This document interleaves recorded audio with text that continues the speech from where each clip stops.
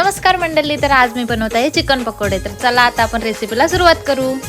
इथे मी अर्धा kilo chicken मस्तपैकी धुवून घेतलाय। त्यात आता मी टाकते काली मिरी पावडर आणि इथे पण लिंबू घेतलाय, तो अर्धा लिंबाचा रस टाकू आपण त्याच्यात। त्यानंतर मी आला लसूण पेस्ट टाकली। आला लसूण पेस्ट टाकून झाल्यावर हिंग घेतला, मी हिंग पण टाकला थोडासा। हिंगामुळे वास वगैरे येत नाही मच्छीचा, चिकनचा। नंतर मी टाकला चिकन मसाला, हळद आणि आपला मसाला घरगुती। आणि नंतर त्यानंतर एक अंडा घेतला, तो पण त्याच्यात टाकला आणि मिक्स केला चांगला।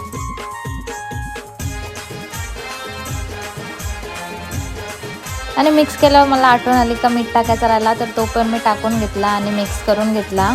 आणि त्यानंतर मी घेतला food colour. Food colour optional आहे, तुम्हाला टाकायचा असेल तर टाका, मी इथे टाकला फूड कलर। आणि नंतर मी 1 वाटी मैदा आणि 1 वाटी कॉर्नफ्लॉवर घेतला। पहिला मी मैदा टाकला आणि नंतर कॉर्नफ्लॉवर टाकला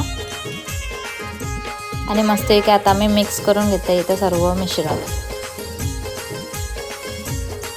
त्यानंतर मी एक इथे कढई घेतली, कढईमध्ये तेल टाकला आणि तेल तापवून घेतला मस्त इथे। आणि नंतर चिकनचे पीस सोडायला सुरुवात केली तेलामध्ये।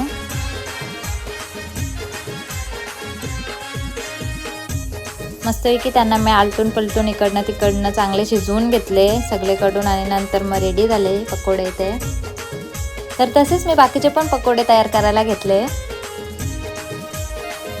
तर इथं मस्तपैकी पकोडे आपले शिजतात आणि बाकीचे अजून करायचे आहेत, ते मी करतेच। आणि तोपर्यंत आपल्या चॅनलला तुम्ही सबस्क्राईब करून ठेवा।